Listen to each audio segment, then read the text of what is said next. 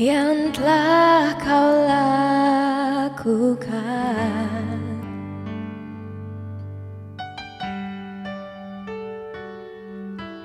Perbuatanmu yang ajaib,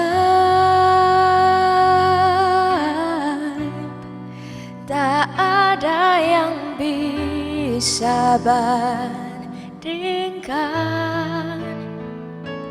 denganmu ya Tuhan. Ku mau beritakan dan menyatakannya.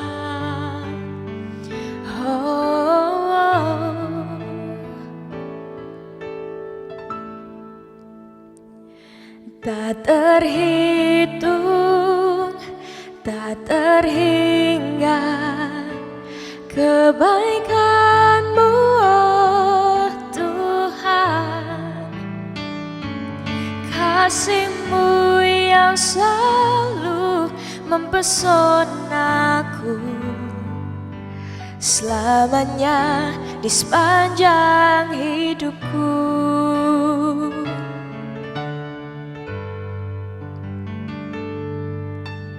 Banyak yang telah kau lakukan,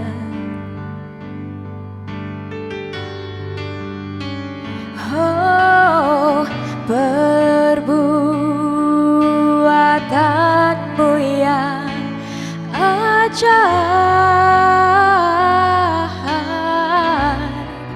tak ada yang bisa bandingkan denganmu ya Tuhan. Ku mau beritakan dan menyatakannya.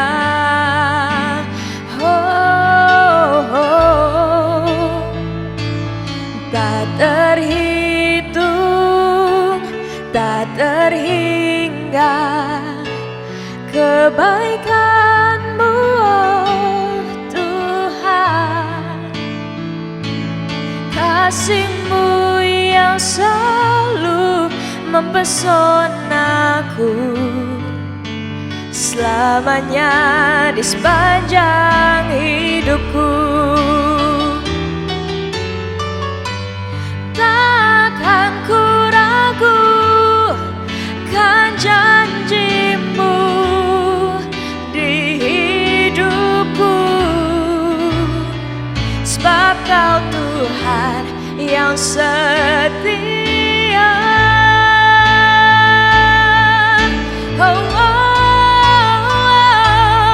Tak terhitung, tak terhingga kebaikan-Mu, oh Tuhan.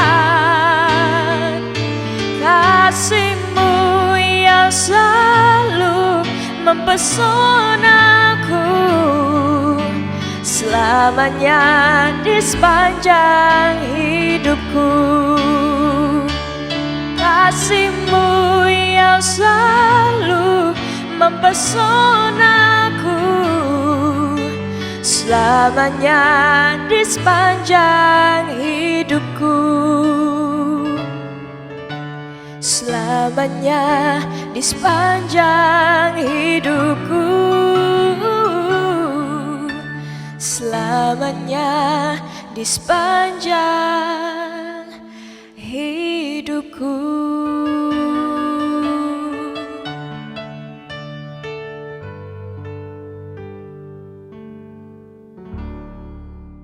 Shalom warga kerajaan.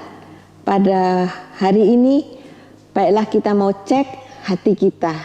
Apakah kita masih ada gairah terhadap Tuhan atau berapi-api dalam Dia, ada passion untuk Dia. Marilah pada hari ini kita cek hati kita. Kita boleh dibangkitkan kembali. Karena apa? Karena janganlah kasih yang mula-mula, kasih yang menyala-nyala itu nantinya tinggal jadi asap. Hati-hatilah terhadap semuanya ini. Kita tahu bahwa di dalam Keluaran 33 ayat yang ke-18 saya bacakan, "Perlihatkanlah kiranya kemuliaanmu kepadaku," kata Musa. Musa waktu itu diperintahkan Tuhan untuk membawa bangsa Israel yang keluar dari Mesir untuk mulai bergerak. Dan Tuhan katakan, "Aku akan memberikan seorang malaikat kepadamu." Tapi Musa enggak mau. Dia ngotot minta Tuhan sendiri yang mimpin. Bukan seorang malaikat, tapi minta Tuhan yang mimpin sendiri.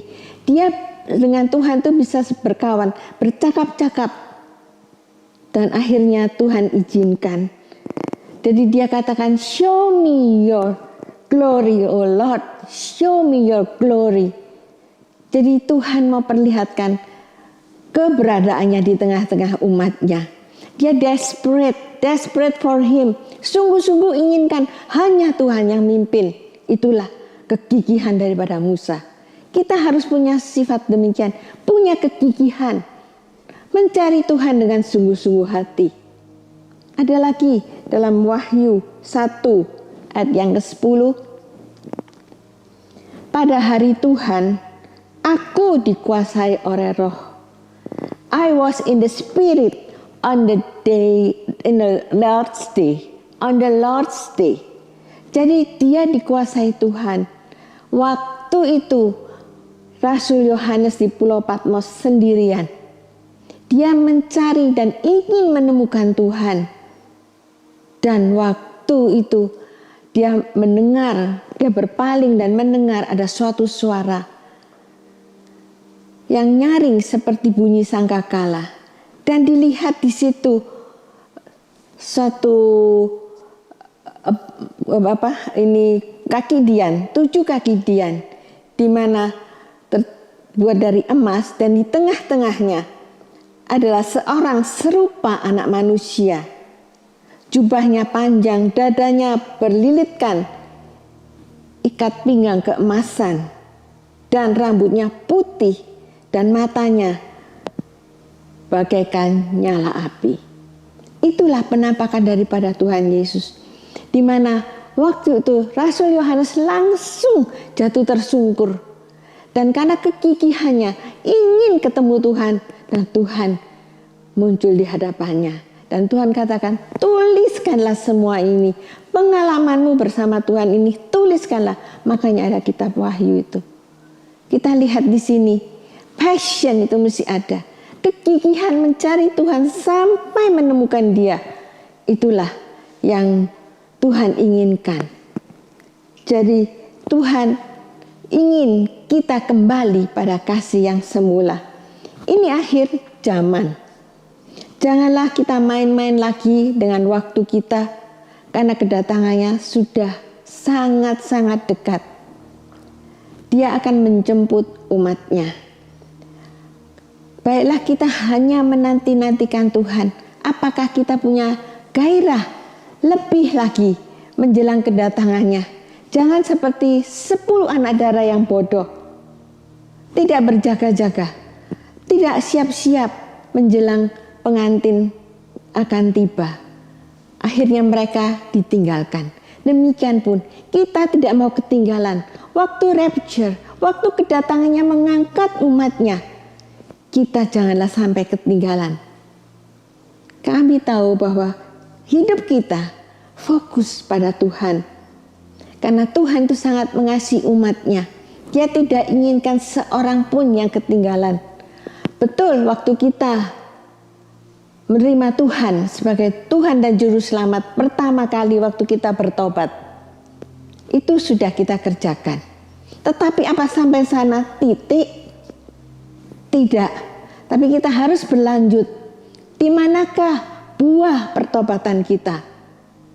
Dan apakah ada yang kita kerjakan untuk keselamatan kita, untuk orang lain, untuk sesama kita?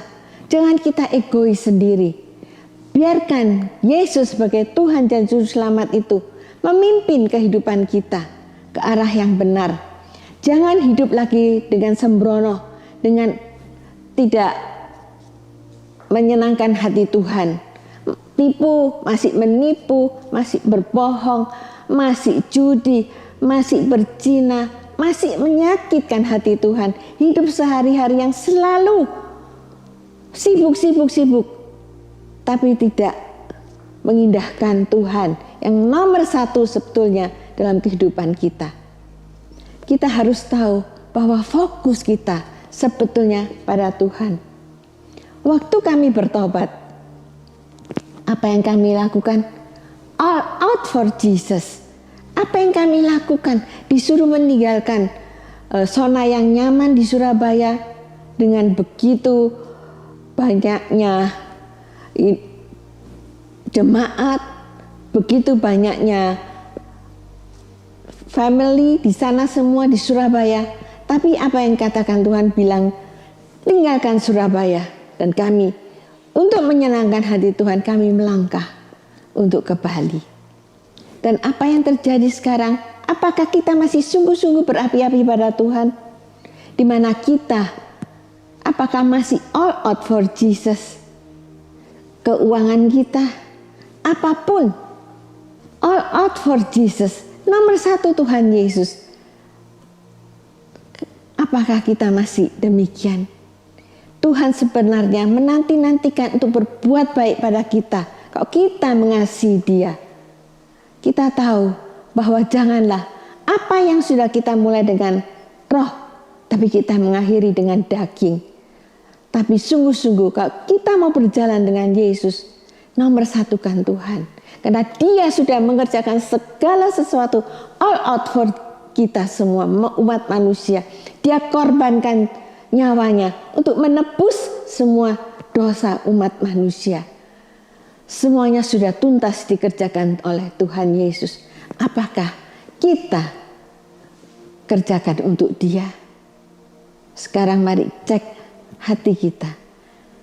Hati kita masihkah panas? Atau ada api dalam diri kita tetap bergairah untuk Dia? Terima kasih Tuhan, firman-Mu sudah diberitakan saat ini. Biarlah hati kami boleh tetap menyala-nyala dalam Engkau Tuhan. Tetap mengasihi Engkau yang nomor satu dalam kehidupan kami.